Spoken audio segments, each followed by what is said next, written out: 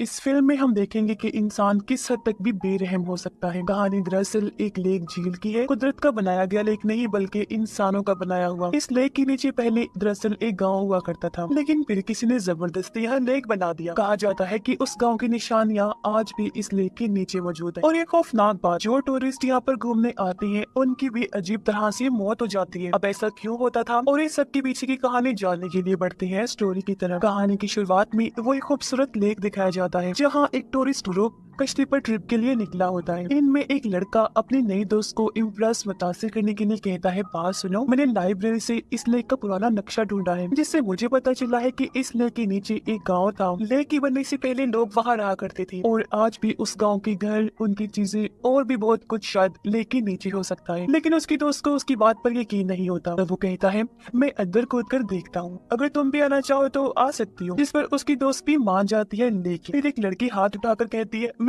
मैं भी जाऊंगी साथ। ये असल में उस लड़के की बहन है और इसका नाम फिन होता है। इस पर फिन का भाई उस पर गुस्सा होने लगा। कहता है, अगर तुम आना चाहती हो तो दूसरी तरफ कूद जाना। मैं इतनी कोशिश कर रहा हूँ अपनी दोस्त को इम्प्रेस करने की और तुम मेरे प्लान को तबाह करने पर तुले हो। इस पर फिन कहती है, मुझे तुम्हारे प्लान, तुम्हारे इम्प्रेस करने से कोई लेना देना नहीं है, लेकिन जो तुमने डूबे हुए गाँव की कहानी सुनाई है ना, वो बड़ी दिलचस्प है। मुझे भी उस डूबे हुए गाँव को देखना है। ये सुनकर उसका भाई भी मान गया और दोनों लेक में छलांग लगा देती है। वहाँ जरा गहराई नहीं होती, इसलिए दोनों थोड़ा और नीचे जाकर तैरने लगी। अपनी तलाश शुरू करते हैं कि शायद उन्हें वहाँ पर कोई चीज मिल जाए। जब उन्हें सांस लेनी होती है तो वो ऊपर आ जाती हैं, सांस लेती हैं और फिर पानी में डूब जाती हैं। एक जगह पर उन्हें एक साइकिल मिलता है। फिन के भाई को एक साइन बोर्ड भी मिला, जिससे अब उन्हें यकीन होने लगता है कि यह वाकई कोई गाँव था। और फिन का भाई खुशी से वो बोर्ड उठाता है और ऊपर अपने दोस्तों को दिखाने के लिए जाने लगता है। पर तभी अचानक एक हाथ उसकी टांग पकड़ लेता है और नीचे खींच देता है। फिन भी सब देख लेती है और पूरी कोशिश करती है अपने भाई को ऊपर खींच ले, लेकिन उस हाथ की पकड़ इतनी मजबूत होती है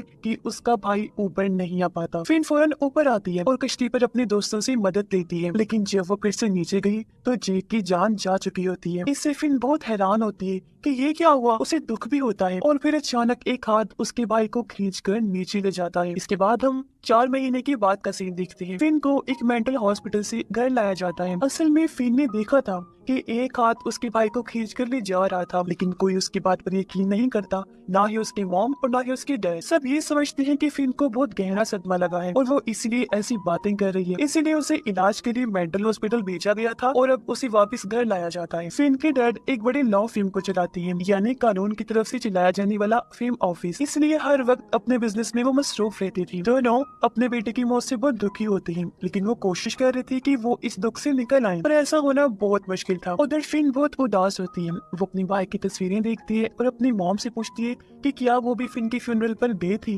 कैसे किया उसका फ्यूनरल, उसे दफन वगैरह। उसकी मॉम जवाब देती है कि असल में तुम्हारे भाई की लाश नहीं मिली थी, इसलिए हमने उसकी पसंदीदा चीजें एक डब्बे में रख कर ही उसका फ्यूनरल कर दिया। जो चीजें उसे सबसे ज्यादा प्यारी थी, जैसे उसके लिखे हुए एसेज जो उसने बचपन में लिखे थे, उसके कार्ड्स और जूते। और फिर से कहती है, मॉम, मैंने देखा था कि एक हाथ भाई को पकड़ के खींच रहा था और अपने साथ ले गया, लेकिन मॉम कहती है, मेरी जान, मेरा बेटा, तुम थकी हुई हो, आराम करो, सब ठीक हो जाएगा। असल में उसकी मॉम अब तक फिन की बात को नहीं मानती। अब जब मॉम नहाने के लिए गई तो टब से एक हाथ निकला जो मॉम का हाथ पकड़ लेता है। मॉम घबराकर पलट के देखती है, लेकिन वहाँ कुछ नहीं होता। इस वजह से अब मॉम को लगने लगा जैसे फिन शायद सच कह रही है, इसलिए मॉम इंटरनेट पर उस लेक के बारे में सर्च करती है और उन्हें पता चलता है कि वो लेक कर्स्ड है, यानी कि श्राप है, जहाँ पर अक्सर लोग अजीब तरीके से मौत का शिकार हो जाते हैं। फिर एक हाथ मॉम के कंधे पर आया, वो घबरा कर उठी, पलट कर देखती है तो फिन के डैड वहाँ होते हैं। उन्होंने मॉम से पूछा, ये तुम क्या कर रही हो? मॉम ने उन्हें असल बात नहीं बताई कि मैं क्या कर रही हूँ, क्योंकि वो जानती थी कि वो गुस्सा करेंगी। वो कहती है, मैं दरअसल जॉब की तलाश कर रही थी, इसीलिए इंटरनेट पर देख रही थी। इनके डैड कहते हैं, हाँ, तुम्हें कुछ काम करना चाहिए, वरना अपने बेटे के बारे में सोच कर उदास होती रहोगी। जॉब करने का तो वैसे भी कोई फायदा नहीं, बाहर आने की कोशिश करो, क्योंकि वो तो लौट कर नहीं आएगा और हमें अपनी बेटी फिन की खातिर खुश रहना सीखना चाहिए। रात को फिन को उसी दिन के हादसे का सपना आया जब उसका भाई डूब रहा था। मॉम को भी पानी गिरने की आवाज आई। वो उठकर बाथरूम जाती है चेक करने, लेकिन वहाँ कुछ नहीं होता, नल तो बंद था। फिर वो किचन में गई तो देखती है कि वहाँ का नल खुला हुआ था। मॉम नल बंद करती है, लेकिन वो बार बार खुल जाते, पता नहीं कैसी, उन्हें समझ ही नहीं आ रही। अचानक स्विमिंग पूल से आवाज आती है मॉम जाती है और देखती है कि पूल का पानी लीक हो रहा था। मॉम उसे बंद करती है, लेकिन फिर से पानी लीक होने लगता है और एक आवाज सुनाई देती है, मॉम मुझे बचा लो। मॉम पलट कर देखती है तो उनका बेटा था, जिसकी हालत बहुत खराब थी। वो सड़ चुका था। वो चीख कर कहता है, मॉम प्लीज मुझे बचा लो। ये देखकर उसकी मॉम की हालत खराब हो जाती है। अगली सुबह मॉम अपने हस्बैंड को सब कुछ बता देती है कि मेरे साथ क्या क्या हो रहा है, लेकिन वो कहती है कि तुमने कोई बुरा सपना देखा होगा, ऐसी कोई बात नहीं। लेकिन मॉम उन्हें समझाती है कि सपने तो तब आते हैं ना जब इंसान सोता है, लेकिन मैं तो जाग रही थी, मुझे पूरी तरह होश था। हमें किसी तरह अपने बेटे की लाश को ढूंढना होगा, जब भी ठीक से उसका फ्यूनरल हो पाएगा, क्योंकि जब तक उसकी लाश नहीं मिलती उसकी आत्मा को सुकून नहीं मिलेगा। मेरा बेटा चीख रहा था, जानती हो तुम, कि मॉम मुझे बचा लो, लेकिन तुम समझते क्यों नहीं। डैड कहती है, हमने पूरा हफ्ता पुलिस के साथ मिलकर लेक में तलाश किया था ना, लेकिन उसकी लाश नहीं मिली हमें। मुझे तो लगता है तुम्हें भी फिन की तरह दिमागी मसला हो गया है। जो बात भी है तुम मत चली जाना अब लेक में खोज करने, मैं बता रहा हूँ, क्योंकि मैं बहुत मसरूफ हूँ, मुझे किसी मसले में नहीं पड़ना। जो कहकर वो ऑफिस के लिए निकल जाते हैं। अब फिन इन सब बातों को छुप कर सुन रही थी और मॉम से कहती है, मॉम हमें भाई की लाश खुद तलाश करने लेक पर जाना चाहिए। मैं भी साथ चलूंगी आपके, और भाई की लाश को ढूंढने में मदद करूंगी, प्लीज मान जाइए ना। मॉम पहले मना करती है, कहती है कि तुम अभी अभी तो ठीक हुई हो, वापिस से उस लेक के पास जाओगी तो फिर से तुम्हारी तबीयत बिगड़ जाएगी। लेकिन फिर कहती है, मॉम मैं बिल्कुल ठीक हूँ, मुझे हर रात भाई का सपना आता है। जब तक हम उसकी लाश को ढूंढकर उसका फ्यूनरल नहीं कर देती, ना मैं ठीक हो सकती हूँ और ना ही कोई हालात। इसलिए बता रही हूँ, मान ले मेरी बात। और मैं उस जगह के बारे में जानती हूँ जहाँ भाई डूबा था, मुझे उम्मीद है उसकी लाश वहाँ से जरूर मिल जाएगी। इस पर मॉम आखिरकार राजी हो जाती है और दोनों लेक की तरफ चल पड़ती हैं। उस जगह इनका घर भी था।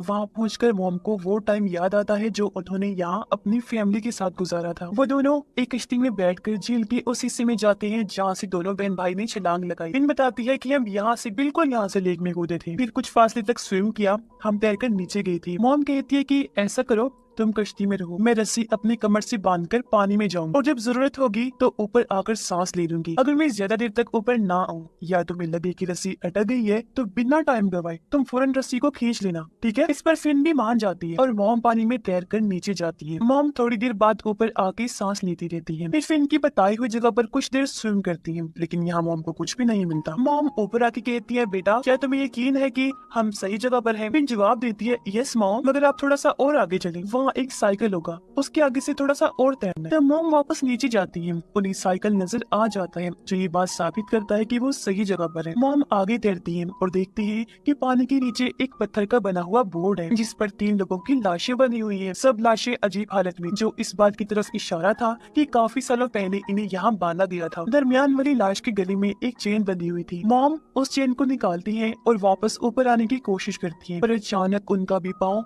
एक हाथ ने पकड़ लिया था और बिल्कुल इनके बेटे की ही तरह मॉम के पाँव को भी खींचने लगता है। मॉम डर की रस्सी खींचती है, जिससे फिर समझ आती है कि मॉम मुसीबत में है। वो जोर से रस्सी खींचती है, जिससे हाथ ने मॉम को छोड़ दिया और उनकी जान बच जाती है, लेकिन साथ ही उनके बेटे की लाश भी ऊपर आ जाती है। मॉम काफी हैरान रह जाती है, मगर उसका चेहरा पानी में इतने अरसे तक रहने की वजह से अजीब और डरावना लग रहा था। मॉम दर्द में डूबी हुई थी, लेकिन कुछ सुकून भी था कि उनका बेटा आखिरकार मिल ही गया। अब पुलिस और एम्बुलेंस बुलाई जाती है। पुलिस ऑफिसर हैरान थे। वो फिन की मॉम से कहते हैं कि हम पूरा हफ्ता तलाश करते थे और आपने एक दिन में ही अपने बेटे की लाश को ढूंढ लिया। मॉम बताती है कि एक और अजीब बात मैंने देखी, जो मैं आपको बताना चाहती हूँ। लेक के नीचे पत्थर की ब्लॉक के साथ 3 लाशें भी बंधी हुई देखी मैंने। एक लाश के गले में ये चेन थी, जो कहकर उन्होंने शेरिफ को वो चेन दे दी। शेरिफ कहती हैं कि ये चेन एक पुरानी फैमिली की लगती है। दरअसल लेक वाली जगह पर पहले एक गांव हुआ करता था, शायद उन्हीं में से किसी की हो सकती है ये चेन। और इस चेन पर जिस फैमिली का नाम लिखा हुआ है ना, उसी फैमिली की एक बुढ़ी औरत यहाँ से कुछ दूरी के फासले पर रहती है। आप उसके पास चली जाएं, शायद वो औरत आपको कुछ जानकारी दे दे। वैसे ना मैंने भी सुना है कि ये कर्ज लेक है, श्रापित है, मगर मैं ये नहीं जानता कि इसमें किस हद तक सच्चाई। अब इन बातों से मॉम उस लेक के बारे में और जानने का फैसला करती है, इसलिए वो अपने हस्बैंड को कॉल कर देती है। मगर डैड गुस्से में मॉम से कहते हैं कि तुम क्यों लेक पर गई थी, मना किया था ना मैंने। लेकिन जब मॉम कहती है कि हमारी बेटी की लाश मिल गई है तो डैड भी शांत हो जाते हैं। फिन भी अपनी मॉम से बड़ी खुशी से कहती है कि शुक्र है मॉम, अब सब ठीक हो जाएगा। फिर वो मॉम से पूछती है, मगर मॉम अब हम इस चेन का क्या करेंगे? मॉम कहती है, बेटा तुम्हारे भाई की सिर्फ अभी लाश मिली है, लेकिन हमें ये भी तो जानना है ना कि आखिर उसकी मौत कैसे हुई थी। जिसके बाद वो दोनों उसी बूढ़ी औरत से मिलने जाते हैं। मॉम उसे कहती है यहाँ इस लेक में कई लोग मर चुके हैं, तो क्या बता सकती हो कि ये सब क्यों हो रहा है। बूढ़ी औरत कहती है सब लोग बेवकूफ हैं, इसीलिए तो ये डूब जाते हैं। उन्हें गहरी जगह पर तैरना नहीं आता, सिर्फ एडवेंचर के लिए कूदते हैं और अपनी जान गंवा देते हैं। तो फिन कहती है ऐसा नहीं है, मेरा भाई बेवकूफ नहीं था, वो बहुत अच्छा स्विमर था और मैं भी उसके साथ गई थी। जब हम नीचे थे मैंने देखा कि एक हाथ उसकी टांग को पकड़कर खींच रहा था, इस वजह से उसकी जान दी। सिर्फ यही नहीं, मैंने वहाँ 3 लाशें देखी जो एक पत्थर की ब्लॉक के साथ बनी हुई थी। ऐसा लग रहा था जैसे उन्हें जानबूझकर पानी में डुबोकर मारा गया है। अब मॉम बूढ़ी औरत को वो चेन दिखाती है जो उसने लाश के किले से निकाली थी। बूढ़ी औरत चेन देखकर समझ जाती है और कहती है कि ये चेन मेरी दादा की थी, यानी कि वो आदमी बूढ़ी औरत की दादा थी। वो कहती है कि हम उसी गांव में रहते थे जिसके ऊपर ये लेक बनाया हुआ है, मुझे याद है, और हमारा पूरा खानदान वहाँ बहुत खुश था। लेकिन फिर एक बड़ा बिजनेसमैन जो बहुत अमीर था वहाँ आया, जो एक डैम बांध बनाकर पानी इकट्ठा करके ये लेक बनाना चाहता था। लोग कहती थी कि अगर ये डैम बन गया तो उसको बहुत पैसा और शोहरत मिलेगी, इसलिए उसने गाँव वालों को जबरदस्ती वहाँ से निकलने पर मजबूर कर दिया। लोगों को जब कोई रास्ता नजर नहीं आया तो उन्होंने अपना गाँव छोड़ना शुरू कर दिया। हमारे घर, हमारी जमीनें, हमारे बुजुर्ग लोगों की कब्रें, सब कुछ वही था। लेकिन उस आदमी ने किसी चीज की परवाह नहीं की, जबरदस्ती मारपीट करके वो हमें जाने को कह रहा था। जो लोग उसके खिलाफ उठे उन्हें उसने मरवा दिया और मेरी दादाजी भी उनके खिलाफ खड़े हुए थे। एक दिन वो और उनकी 2 साथी अचानक गायब हो गई। आज आप लोगों की बात सुनकर मुझे पता चला कि उन्हें उस पत्थर की ब्लॉक के साथ बांध कर रखा गया था और धीरे धीरे पानी छोड़ के ये लेक बनाया, जिसमें उन तीनों की भी वही मौत हो गई। पत्थर भारी था तो वो बेचारी तैरकर बाहर भी नहीं आ सकती थी। और हाँ, आज भी हम उस डैम को बंद करवाने के लिए केस लड़ रहे हैं। फिर हैरत से पूछती है ये आप क्या कह रही है, इस बात को लगभग 70 साल गुजर चुके हैं और जिस बिजनेसमैन की आप बात कर रही है तो वो तो कब का मर चुका होगा, तो फिर अब आप किसके खिलाफ लड़ रही है केस। बूढ़ी औरत बताती है कि आज भी हम इस डैम को बंद करने के लिए साइन इकट्ठा कर रही हैं और कोर्ट में इस केस को ले जाने की कोशिश की जा रही है। लेकिन जितनी मर्जी हम कोशिश कर लें, उस अमीर आदमी का खानदान इतना ताकतवर है कि हमारे हर केस पर वो पानी फेर देते। अगर डैम नहीं रहेगा तो ये लेक भी नहीं रहेगा, क्योंकि अगर लेक सूख गया तो उस अमीर आदमी की सारी उल्टी हरकतें सबके सामने आ जाएंगी कि वो कितना बुरा और जालिम इंसान था। सब लोगों को पता चल जाएगा कि कितने सारे लोगों को मौत की घाट उतार कर बनाया गया है ये लेक। इसीलिए तो उसकी फैमिली वाले ये नहीं चाहते कि लेक सूखे और सच्चाई सबके सामने आए। हमारे केस के खिलाफ एक काफी बड़ा लॉ फर्म लड़ता है जिनका चाह कर भी हम मुकाबला नहीं कर सकते। और अब जब वो लॉ फर्म का नाम बताती है तो फिन और उसकी मम दोनों एकदम हैरान और परेशान हो जाती हैं, क्योंकि वो लॉ फर्म फिन के डैड का था। जिसके बाद दोनों अपने लेक के पास वाले घर में आ जाती है और तभी वहाँ फिन की डैड भी आ गई। कहते हैं कि कहाँ थी तुम दोनों, कितना ढूंढा मैंने तुम्हें, वैसे तुम दोनों इतने पुखलाई हुए लग रहे हो, परेशान हो, क्या बात है। इनकी मम डायरेक्ट कह दी थी कि तुम्हारी लॉ फर्म क्यों इस डैम का साथ दे रही है, क्यों उस डैम को बंद करवाने के खिलाफ तुम लोग लड़ रहे हो। इनके डैड कहते हैं कि मैं ज्यादा कुछ तो नहीं जानता, मगर हम नहीं चाहते कि वो लेक सूखे, वो लेक बहुत जरूरी है। मॉम गुस्से में कहती है आखिर ऐसी क्या जरूरत आन पड़ी है आपको लेक की। बोले डैड कहते हैं देखो बात को समझो, वो लेक इसलिए बनाया गया था ताकि शहर में बाढ़ ना आ जाए, और जब हद से ज्यादा बारिश होगी तो सारा पानी तो लेक में बह जाएगा और शहर के अंदर बाढ़ नहीं आएगी। साथ ही लोग वहाँ पर घूमने भी आते हैं, सबको वो लेक बहुत प्यारा लगता है। ये सारी बातें सुनकर मॉम बस इतना ही कहती है कि ये सब बहाने हैं, बहाने। तुम अभी अपना केस वापस ले लो, जो तुम लड़ रहे हो ना उस केस के खिलाफ, तुम्हें इस डैम को बंद करने की कोशिश करनी चाहिए, क्योंकि जब डैम नहीं रहेगा तो लेक भी खत्म हो जाएगा। तुम जानते हो कि कितने लोगों को मौत की घाट उतारा गया था जिसके बाद वो लेक बना था। तुम्हें अंदाजा नहीं उस अमीर आदमी ने कितने लोगों को उस लेक के नीचे गाड़ा हुआ है। मैंने खुद अपनी आंखों से 3 लोगों की लाशों को देखा है जिनको बांधकर वहाँ पानी छोड़कर लेक बनाया, उनकी मौत हो गई और वो तो 3 थी, न जाने और कितने लोग भी मौत मारेगी। फिर इनके डैड कहते हैं अरे यार छोड़ो, ये सब अफवाहें हैं, बड़े लोगों के बारे में लोग ऐसी अफवाहें फैलाते रहते हैं, और अगर ये लेक ना रहा तो ऐश भी खत्म हो जाएगी। तुम शायद जानती नहीं, हमारे पास जो जितना पैसा है वो सब इसी लेक की वजह से ही तो है। अब पहले तो मॉम को कुछ समझ नहीं आती, लेकिन वो हैरान रह जाती है जब उन्हें पता चलता है कि वो बिजनेसमैन, वो अमीर आदमी जिसने ये लेक बनाया था, वो फिन की डैड के दादा थे। जो सुनकर अब मॉम को सारी बात क्लियर हो गई और अब वो समझ जाती है कि आखिर हमारा बेटा क्यों मरा, यानी कि उसका मरना कोई हादसा नहीं था बल्कि उन आत्माओं का बदला था जो इतने सालों से लेक के नीचे बदले की आग में जल रही थी। मॉम रो रो कर अपने हस्बैंड से कहती है कि मेरे बेटे को तुम्हारे दादा के गुनाहों की सजा मिली है, तुम्हारी वजह से मैंने अपना बेटा खो दिया। वो तुम्हारी दादाजी तो बदला नहीं ले पाई, तो उनकी नस्ल में से ही ले लिया, यानी उनके परपोते से। लेकिन डैड मॉम की बात समझने की बजाय गुस्से में आ जाते हैं। मॉम कहती है कि तुम्हारे खानदान के गुनाहों की वजह से वो आत्माएं अब इस झील में कैद हैं, जिससे वो लेक श्रापित हो गया है। ये आत्माएं टूरिस्ट से बदला ले रही हैं और उन्हें डुबोकर मार देती है। तभी अचानक बाहर से आवाज आती है और फिन को महसूस होता है कि कुछ बुरा होने वाला है। अचानक लाइट चली जाती है। डैड फोन करने जाते हैं, लाइन भी नहीं जल रही होती। जब वो लेक के पास देखते हैं तो आत्माएं लेक से निकलकर बाहर आ रही होती हैं और वो इनके घर की तरफ ही बढ़ रही थी। मॉम और फिन ये सब देखकर काफी डर जाती है। डैड को भी अब सब कुछ समझ आ जाता है कि ओ माय गॉड, इसका मतलब है कि दोनों सच कह रही थी और वो भी काफी डर गई। आत्माएं घर को चारों तरफ से घेर लेती। फिन के डैड कोशिश करते हैं उन्हें रोकने की, उनसे लड़ने की, कोई फायदा नहीं होता। अब आत्माएं फिन और उसकी मॉम को तो कुछ नहीं कहती, लेकिन उसके डैड को उठाकर लेक की तरफ ले जाने लगी। फिन और मॉम चीखती रही, लेकिन कोई फायदा नहीं होता। डैड को आत्माएं लेक में घसीट कर डबो देती है और उनकी जान चली जाती है, यानी कि आज उनका एक और बदला पूरा हो गया। फिन रोती है